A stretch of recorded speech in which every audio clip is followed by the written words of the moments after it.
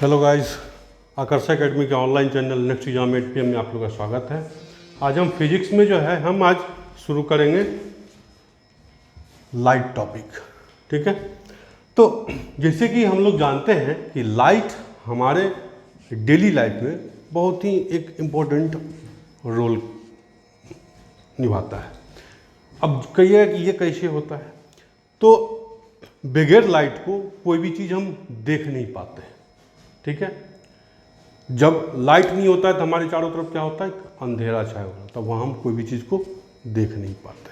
ठीक है, तो लाइट हमारे जीवन शैली का एक महत्वपूर्ण पार्ट होता है, जिसके मदद से कोई भी चीज़ को हम देख पाते हैं, तब जा कर के हम कोई काम को कर पाते हैं। ठीक, हमारे आसपास में जनरली दो प्रकार का बॉडीज पाया जाता है। ठीक, एक ऐसा बॉडी जो खुद लाइट को उत्पन्न करता है, अब जैसे सन, इलेक्ट्रिक बल्ब, ट्यूबलाइट्स, सब क्या है, खुद जनरेट करता है। दूसरा बॉडी होता है जो लाइट इमिट तो नहीं करता है, लेकिन उस आपका जो ल्यूमिनस बॉडी होता है, उस जो जनरेट करने वाला, जो लाइट को जनरेट करता है, उसके मदद से हमको विजुअल होता है। ठीक है, तो जनरली बॉडीज को दो प्रकार में बांटा गया, जिसको कहा गया luminous body and non luminous body. ठीक है,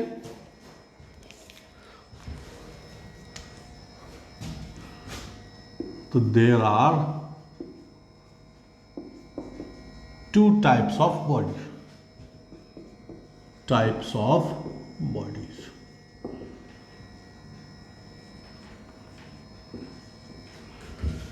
पहला हो गया ल्यूमिनस बॉडी। तो ल्यूमिनस बॉडी क्या होगा, जो कि खुद अपना लाइट इमिट करता है, उसको ल्यूमिनस बॉडी कहते हैं।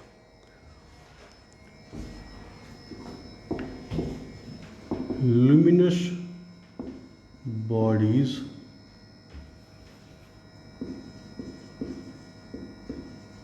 those luminous bodies those which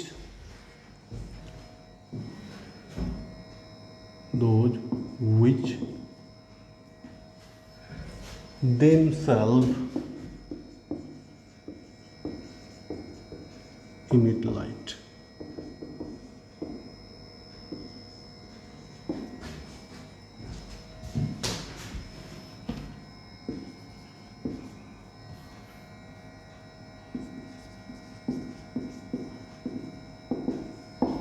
ठीक है, ऐसा बॉडी जो कि खुद लाइट इमिट करता है, उसको ल्यूमिनस बॉडी कहते हैं। दूसरा कौन सा हो गया, non luminous body. Non luminous body, non luminous body हम उसको कहेंगे जो कि ल्यूमिनस बॉडी के मदद से जब वो विजिबल होता है, उसको हम नॉन ल्यूमिनस करते हैं। तो डिफिनेशन लिख लीजिए, the bodies which do not emit, the bodies which do not emit,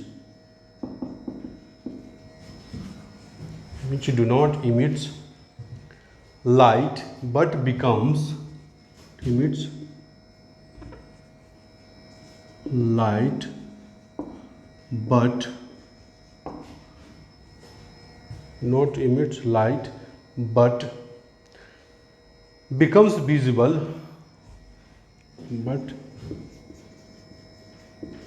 becomes visible with the help of luminous body।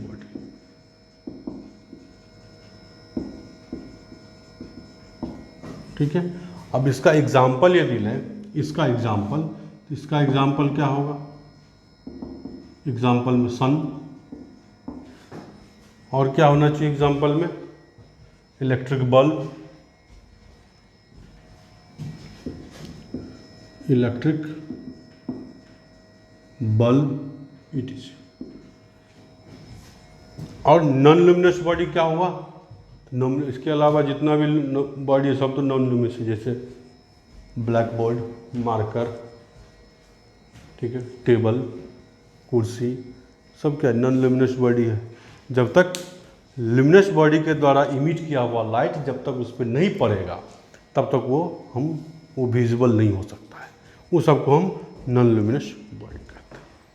ठीक है, चलिए, तो ये दो प्रकार का बॉडी जनरली हुआ। इस दो बॉडी के मदद से हम लाइट इमिट्स होता है और उस लाइट इमिशन के कारण कुछ बॉडी हमको विजिबल होता है। ठीक है, अब आता है कि प्रॉपर्टीज ऑफ लाइट क्या होता है। ठीक है, तो प्रॉपर्टीज ऑफ लाइट में हम पढ़ेंगे।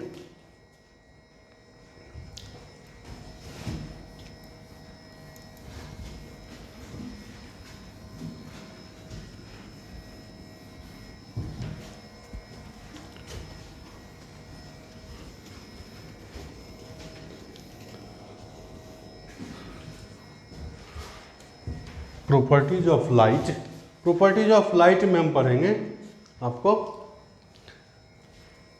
जनरली लाइट का जो प्रॉपर्टी यानी कि उसका गुण क्या होता है। तो लाइट का प्रॉपर्टी जनरली दो तरह का होता है, एक होता है रिफ्लेक्शन, एक होता है रिफ्रैक्शन। अब ये दोनों में अंतर क्या है, तो पहले हम समझेंगे रिफ्लेक्शन। तो आते हैं रिफ्लेक्शन ऑफ लाइट। अब जैसे कि सिंपल आप लोग क्रिकेट खेलते होंगे, तो क्रिकेट का बॉल जब हम कहीं टकराते हैं तो जिस एंगल से टकराते हैं बॉल उसी एंगल से दूसरे साइड में चली जाती है। तो सेम चीज़ अप्लाई होता है लाइट के साथ। मान लीजिए ये एक सरफेस है, इस सरफेस पे यदि कोई लाइट को टकराएगी, मान लीजिए ये इस तरह से लाइट टकराएगी, तो टकरा करके किधर जाएगी, ये इस ओर रिटर्न हो जाएगी। ठीक है, तो जब ये रिटर्न होती है इस प्रॉपर्टी को कहा जाता है क्या, रिफ्लेक्शन। इस प्रॉपर्टी को क्या कहते हैं हम, रिफ्लेक्शन कहते हैं। ये आपका ए, ये आपका बी। इस लाइट को क्या कहेंगे हम, इंसिडेंट रे, इंसिडेंट रे। इसको क्या कहेंगे, रिफ्लेक्टेड रे। ठीक, इसको क्या कहेंगे, नॉर्मल। इसको क्या कहेंगे, एंगल ऑफ इंसिडेंस। इसको क्या कहेंगे, एंगल ऑफ रिफ्लेक्शन। ठीक है, अब कहिएगा कि सर डिफिनेशन क्या लिखेंगे, तो डिफिनेशन हम इसको इस तरह से लिख सकते हैं, जब कोई लाइट या जब कोई रे, ठीक है, जब कोई रे ट्रेवल करते हुए किसी भी एक होमोजीनियस मीडियम में, होमोजीनियस मीडियम कहने का क्या मतलब है, होमोजीनियस मतलब होता है एक समान। ठीक है, यानी कि मीडियम, यानी कि यहाँ का जो पूरा आपका माध्यम है वो आपका एक समान होना चाहिए। अब जैसे कि एयर है तो एयर में ही, ठीक है, अब एयर से वाटर में नहीं जाना चाहिए, वो तब दूसरा प्रॉपर्टी हो जाएगा। ठीक है, तो जब किसी एक ही माध्यम में जब कोई रे ऑफ लाइट किसी सरफेस से टकरा करके उसी माध्यम में वापस चली जाती है, उस प्रॉपर्टी को हम रिफ्लेक्शन ऑफ लाइट कहते हैं। फिर से समझ लीजिए, फिर से बताते हैं। जब कोई रे ऑफ लाइट किसी सरफेस से, रिफ्लेक्टेड सरफेस से टकराती है और उसी माध्यम में, उसी मीडियम में वापस चली जाती है, इस तरह के प्रॉपर्टीज को हम क्या कहते हैं, रिफ्लेक्शन ऑफ लाइट कहते हैं। समझ में आया, कंफ्यूजन नहीं। तो अब वो जब टकरा के जाती है तो किस तरह से जाएगी, कितना एंगल से जाएगी, तो जितना ये इंसिडेंट रे क्या है आपका, लाइट था जो कि ट्रैवल कर रही थी, तो ट्रैवल कर रही थी तो ये नॉर्मल के साथ कितना एंगल बनाया, आई एंगल बनाया। तो जब ये टकराएगी इस रिफ्लेक्टेड सरफेस से और उसी माध्यम में वापस चली जाएगी तो कितना एंगल बनाएगा, ये रिफ्लेक्शन, यानी I बराबर R होगा।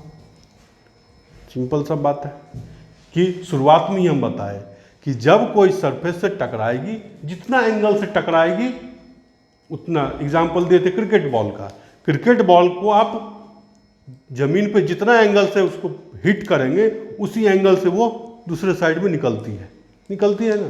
तो सेम प्रॉपर्टी यहाँ पे, जिसको हम बाउंसिंग ऑफ बॉल भी कहते हैं। ठीक, तो रिफ्लेक्शन का प्रॉपर्टी यही कहता है कि जब कोई लाइट किसी रिफ्लेक्टेड सरफेस पे टकरा करके उसी माध्यम में वापस चली जाती है, ऐसे प्रॉपर्टी को हम रिफ्लेक्शन ऑफ लाइट कहते हैं। ठीक, तो लिखिए, आप डिफिनेशन लिखा दे रहे हैं, लिखिए। When A ray of light, when A ray of light, when a ray of light traveling in a homogeneous medium, light traveling in a homogeneous medium, travel in a homogeneous medium, falls on a smooth polished surface, falls on a smooth horizontal surface,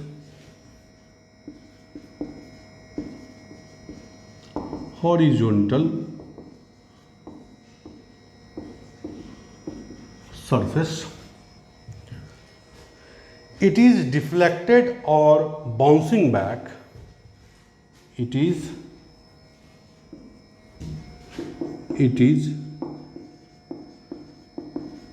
deflected or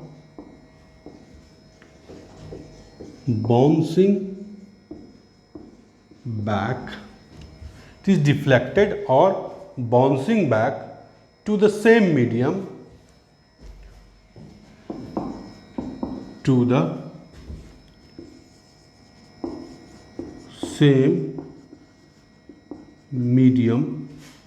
same medium by the surface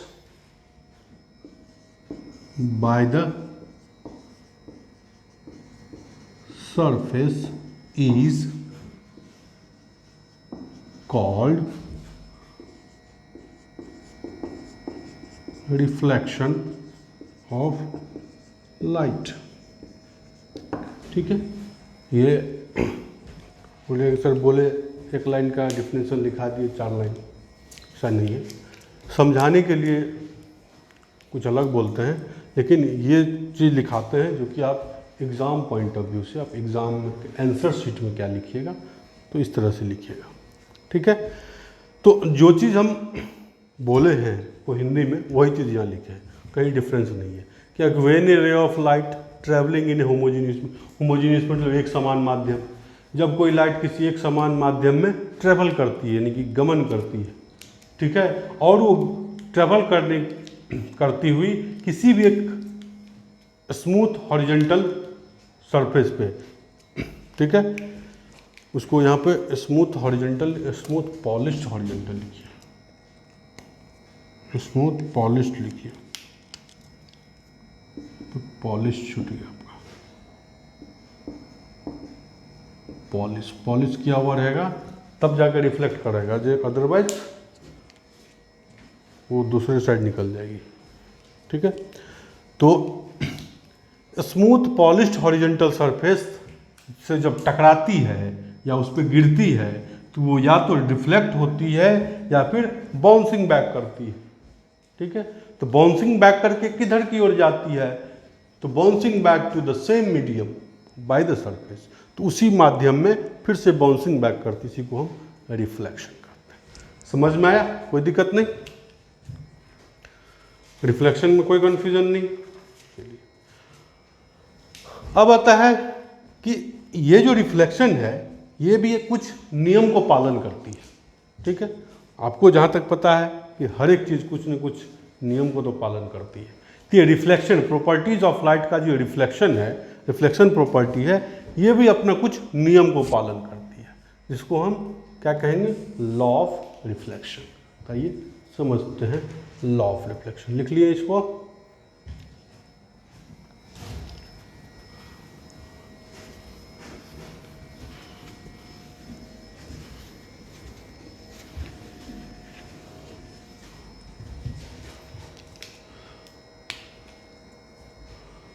अब आते हैं law of reflection पे।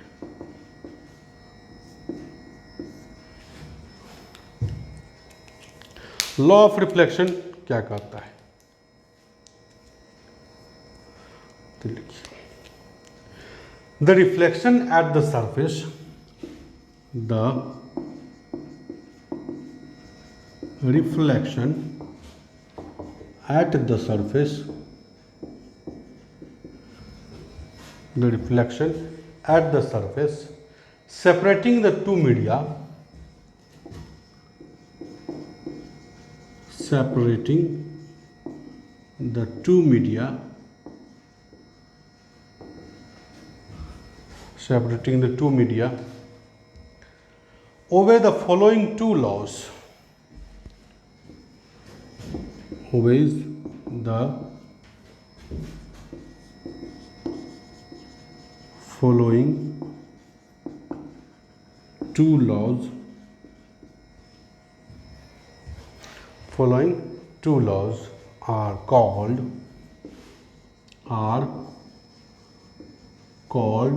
law of reflection।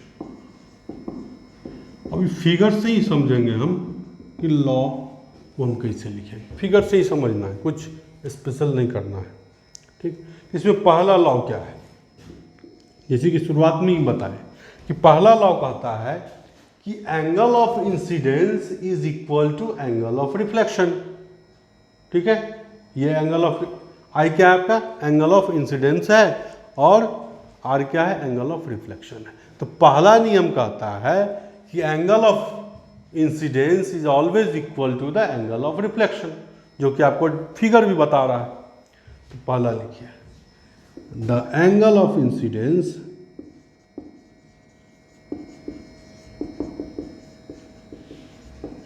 the angle of incidence is always equal to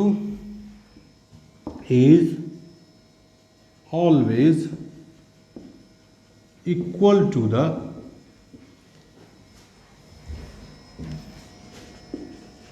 angle of reflection, यानी कि इसको हम लिख सकते हैं I इक्वल टू R, लिख सकते हैं, कोई दिक्कत नहीं। चलिए, ये तो हो गया पहला एंगल, आप समझ रहे थे। दूसरा लॉज क्या कहता है, दूसरा लॉज, आप इस फिगर को फिर से देखिए, तो अब देखिएगा कि ये आपका सेपरेटिंग मीडिया, मीडियम को सेपरेट कर रहा है, ये आपका स्मूथ पॉलिश्ड सरफेस है। तो जितना भी चाहे इंसिडेंट रे है, रिफ्लेक्टेड रे है, चाहे नॉर्मल है, सब क्या है, एक ही प्लेन पर है, एक ही सतह पर है ना। तो एक ही सतह पर है, तो लॉ ऑफ रिफ्लेक्शन ये कहता है कि जो इंसिडेंट रे होगा, रिफ्लेक्टेड रे होगा, और जो नॉर्मल होगा, किसी भी पॉइंट ऑफ इंसिडेंस पे वो एक ही प्लेन पे लाइज करेगा, ठीक है। ये इसका दूसरा नियम है। The incident ray, the incident ray, the reflected ray,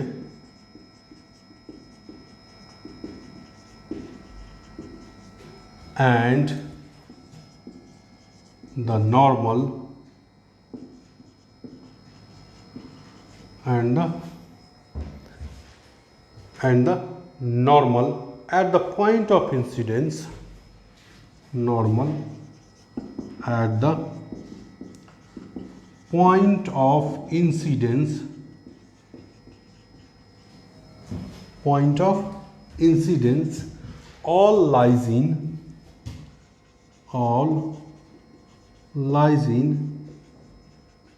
same plane, ठीक है, all lies in same plane.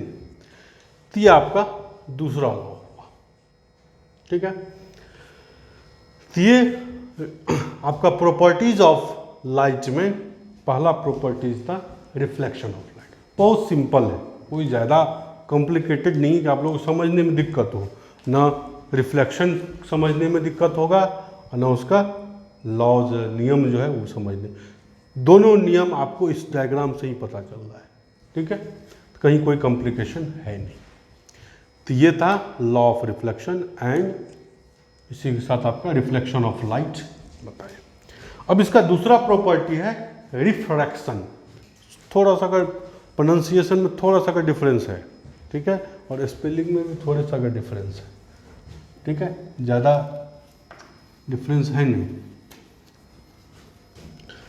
जो भी क्लास लेक्चर देखते होंगे ना, बोर्ड पे जो भी डिफिनेशन सब लिखाया जा रहा है उसको नोट करते रहिएगा, ठीक है। इससे आपको डेली बाय डेली पढ़ने में और समझने में आसानी होगी।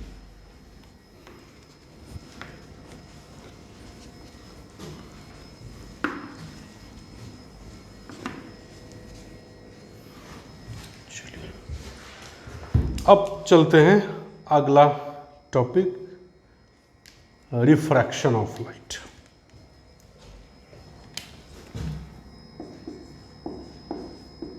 Refraction of light. अब दोनों में अंतर क्या है? बहुत थोड़ा सा का डिफरेंस है। वहाँ पे क्या था कि जब लाइट किसी प्लेन पॉलिश सरफेस पे टकराने के बाद उसी मीडियम में वापस हो जाती, जिसको बाउंसिंग बैक कहा गया, ठीक है। लेकिन रिफ्रैक्शन क्या है? रिफ्रैक्शन वो लाइट सरफेस है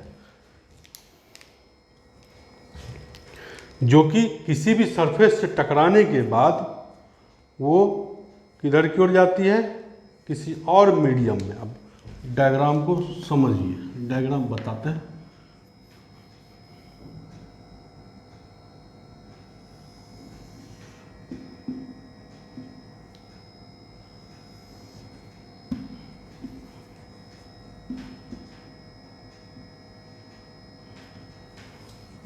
अब लाइट यहाँ से ट्रैवल किया तो ट्रैवल करने के बाद इस पॉइंट ऑफ इंसिडेंस पे टकराया। टकराने के बाद या तो वो टुवार्ड्स द नॉर्मल के तरफ झुकेगा या अवे टू द नॉर्मल। एक और डायग्राम बना देते हैं अवे टू द नॉर्मल का।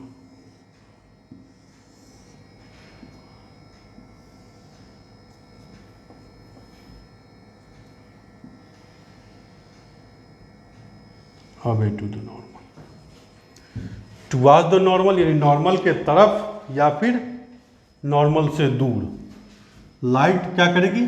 रिफ्रैक्ट करेगी।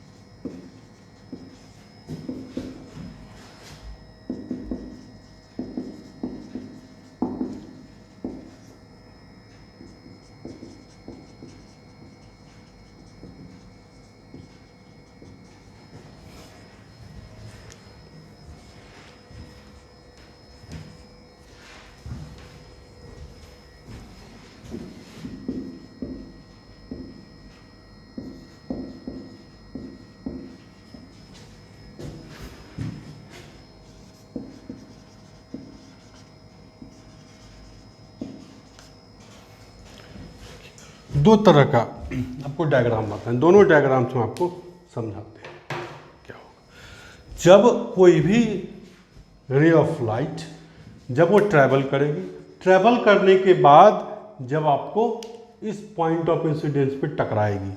टकराने के बाद या तो लाइट नॉर्मल, यानी कि ये आपका नॉर्मल है, या तो नॉर्मल के तरफ झुकेगा या फिर नॉर्मल से दूर जाएगा। अब किस कंडीशन में वो नॉर्मल के तरफ झुकेगा और किस कंडीशन में नॉर्मल से दूर जाएगा, ये भी चीज़ समझिए। तो वहाँ पे मेन आता है, मेन रोल जो अदा करता है वो होता है मीडियम। ठीक है, तो मीडियम हम कैसा चुनते हैं? ठीक है, रेयर मीडियम से डेंसर मीडियम में जा रहा है या डेंसर मीडियम से रेयर मीडियम। अब कहेंगे सर रेयर मीडियम और डेंसर मीडियम क्या होता है? ठीक है, वो भी चीज़ बता देते हैं। ठीक है, तो रेयर मीडियम समझिए, रेयर मीडियम हमेशा कम होगा कंपेरिजन टू डेंसर मीडियम। ठीक है, यानी कि मान लीजिए, सपोज कर लीजिए कि रेयर मीडियम आपका एयर है, ये आपका रेयर मीडियम, इसका जनरली रिफ्रैक्टिव इंडेक्स 1 होता है। आगे जब रिफ्रैक्टिव इंडेक्स बताएंगे तो वहाँ समझा देंगे। ठीक है, डेंसर मीडियम मान लीजिए वाटर है, इसका अप्रॉक्सीमेटली 1.33 के अप्रॉक्स, ठीक है, या 1.5 समथिंग है। तो आपका रेयर मीडियम कम हुआ, डेंसर मीडियम ज़्यादा हुआ, यानी कि रिफ्रैक्टिव इंडेक्स जिस मीडियम का कम है, कम से ज़्यादा की तरफ जाएगा तो वो किधर की ओर झुकेगा? नॉर्मल की ओर झुकेगा। ठीक है, समझिए, रेयर और डेंसर में डिफरेंस यही होता है। हमेशा रिफ्रैक्टिव इंडेक्स जब आगे का टॉपिक में बताएंगे तो वहाँ समझाएंगे कि डेंसर मीडियम हमेशा रेयर मीडियम से ज़्यादा रिफ्रैक्टिव इंडेक्स का होता है। ठीक है, इसी प्रॉपर्टी के कारण, इसी के कारण ये दो प्रॉपर्टीज ऑफ लाइट हमको दिखने को मिलता है, जिसमें एक नॉर्मल के तरफ, एक नॉर्मल से दूर की बाहर भागता है। तो जब हम देख रहे थे कि जब रेयर मीडियम से डेंसर मीडियम में लाइट जाती है तो वो नॉर्मल के तरफ झुक जाती है। ठीक है, लेकिन वही लाइट जब डेंसर मीडियम से रेयर मीडियम में जाती है तो नॉर्मल से दूर की ओर भाग जाती है। ठीक है, इसी को हम कहते हैं रिफ्रैक्शन ऑफ लाइट। इसी प्रॉपर्टी को कहा जाता है रिफ्रैक्शन ऑफ लाइट। तो अब कहिएगा सर इसका डेफिनेशन क्या होगा? तो पहले हिंदी में बता देते हैं, फिर इंग्लिश में लिखा देंगे। तो रिफ्लेक्शन ऑफ लाइट उसको कहा जाता है जब कोई रे ऑफ लाइट जब किसी रिफ्लेक्टेड सरफेस से टकराती है, टकराने के बाद जब वो दूसरे मीडियम में जाती है तो लाइट या तो टुवर्ड्स द नॉर्मल या फिर away to the normal reflect करती है। इसी प्रॉपर्टीज को रिफ्रैक्शन ऑफ लाइट कहा जाता है। समझ गए? तो यहां पे हम जब रिफ्लेक्शन पढ़ रहे थे तो वहां एक ही मीडियम में ट्रेवल कर रही थी। यहां लाइट क्या हुआ? एक मीडियम से दूसरे मीडियम में ट्रेवल किया। जिस वो दो मीडियम में ट्रेवल करने के कारण उसका प्रॉपर्टी में थोड़ा सा चेंजिंग हुआ। तो अब मीडियम क्या ले रहे हैं वो भी डिपेंड करता है किधर की ओर जाएगा। तो उस मीडियम के कारण दो प्रॉपर्टी हुआ, यानी कि towards the normal, away to the normal हुआ। ठीक है, चलिए डिफिनेशन लिखा देता है। देखिए definition, the bending of light, the bending of light rays, the bending of light rays from its original path, from its original path, from its original path, from its original path in passing from one medium to another medium, path in passing from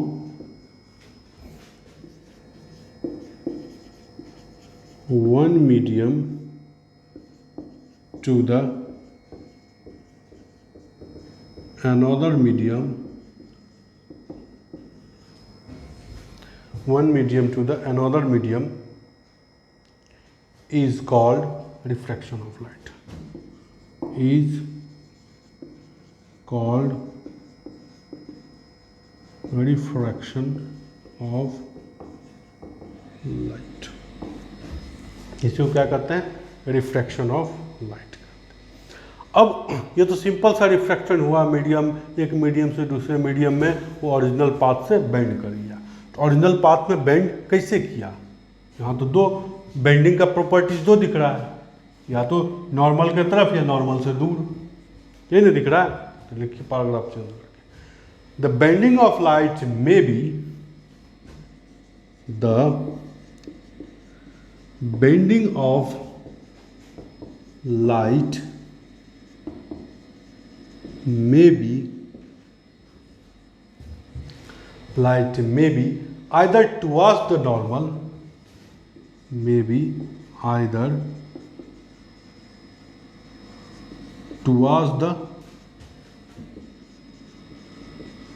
normal,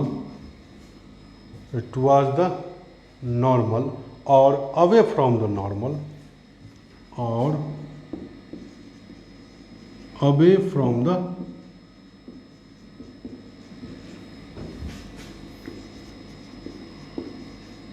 normal, away from the normal. The refracted ray will bend, the refracted ray will bend, the refracted ray will bend towards the normal while bend towards the normal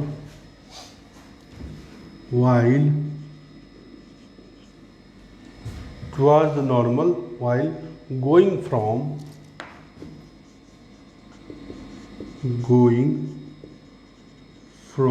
a rare medium to the denser medium.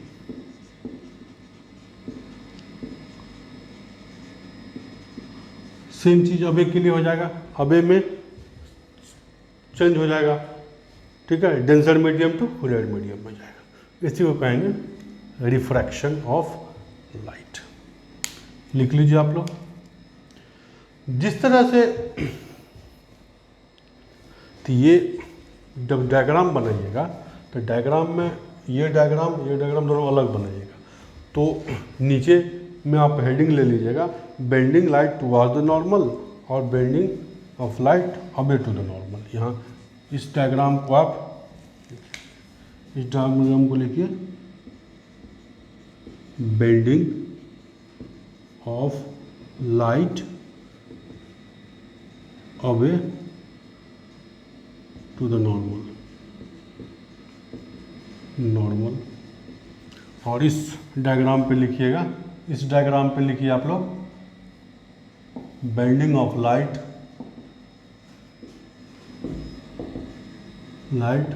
Towards the normal. ठीक है, दो अलग अलग diagram है, दोनों diagram को अलग अलग बनाइए, उसके साथ इसको लिखिए। तो जिस तरह से रिफ्लेक्शन में अपना एक नियम था, उस नियम को पालन उसको हम हर हाल पे करना रहता था, उसी तरह रिफ्रैक्शन का भी अपना एक नियम है, उस नियम को इसको पालन करना रहता है। पहले इसको लिख लीजिए, तब आप बताते हैं लॉ ऑफ रिफ्रैक्शन। ठीक है,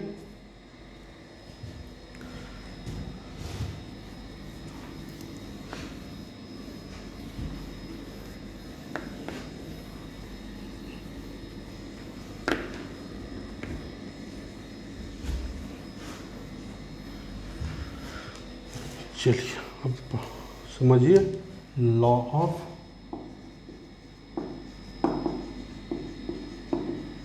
रिफ्रैक्शन। ठीक है, लॉ ऑफ रिफ्लेक्शन क्या कहता है कि पहला लॉ ये कहता है, पहला लॉ आपको ये कहता है कि आप इसमें भी देखिए कि जो इंसिडेंट रे है, रिफ्लेक्टेड रे है, चाहे नॉर्मल है, जो कि दो मीडियम में है, दो अलग अलग मीडियम में, रेयर मीडियम है, डेंसर मीडियम में। टोटल जो होगा आपको किस पे लाइज करेगा, एक ही प्लेन पे लाइज करेगा। आपका प्लेन तो एक ही होगा ना, प्लेन पूरा एक ही होगा, पूरा प्लेन एक होता है, इसीलिए एक ही प्लेन पे ये लाइज करता है। तो लिखिए पहला law, the incident ray, the incident ray, reflected ray, refracted ray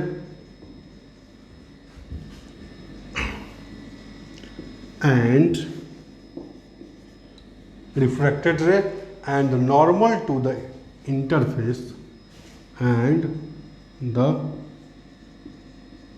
normal to the interface, normal to the interface of any two given medium, interface of any given two medium, given two medium,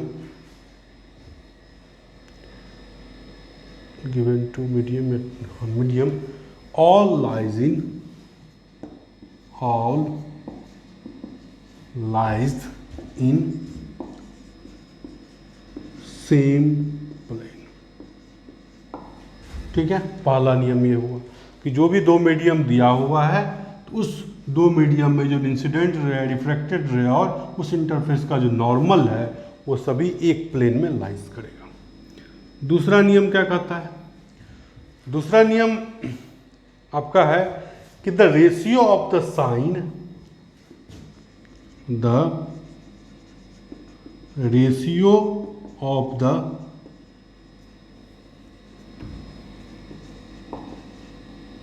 sine, the ratio of the sine of the angle, sine of the angle of incidence,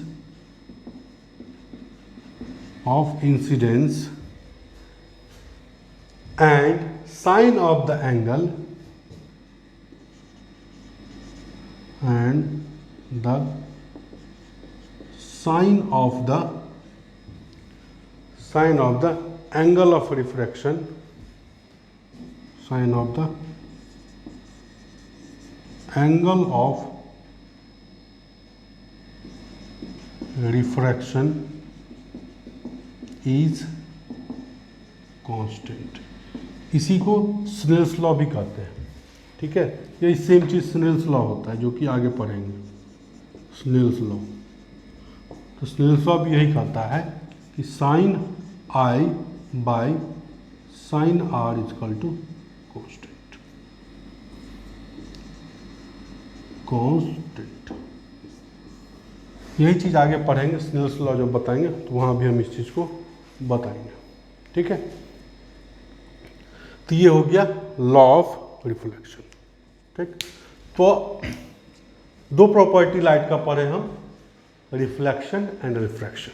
ठीक है, एक reflection था जो कि light किसी भी surface से टकरा करके सेम मीडियम में रिटर्न हो जाती है, उसको रिफ्लेक्शन कहते हैं। लेकिन दूसरा क्या था कि जब किसी भी सरफेस से टकरा करके वो दूसरे मीडियम में ट्रेवल करती है और उस ट्रेवल करने के दौरान या तो वो टुवर्ड्स द नॉर्मल या अवे टू द नॉर्मल जाती है। ये डिपेंड किस पे करता है कि किस ओर मूव करेगा। तो लाइट यदि rare medium to denser medium की ओर जाती है तो टुवर्ड्स द नॉर्मल, और यदि डेंसर से रेयर मीडियम की जाता है तो away to the normal travel करती है। ठीक है, इसमें हमको दो नियम इसमें भी प्राप्त हुआ। पहला नियम कहता है कि इंसिडेंट रे, रिफ्रैक्टेड रे and the normal of the interface जो होगा वो सभी एक प्लेन पे लाइज करेगा। दूसरा नियम क्या हुआ, दूसरा नियम को यदि शॉर्टकट में समझे तो refraction of light is obey the Snell's law. Snell's law क्या कहता है कि sine of angle of incidence and sine of angle of refraction का जो अनुपात होगा, रेशियो होगा, वो कांस्टेंट होगा। ठीक है, ये दो नियम था। तो हम आज इसी पे हम लेक्चर को रोकेंगे। नेक्स्ट क्लास जो होगा, नेक्स्ट क्लास में हम इस पे आगे की ओर बढ़ेंगे। इसमें हम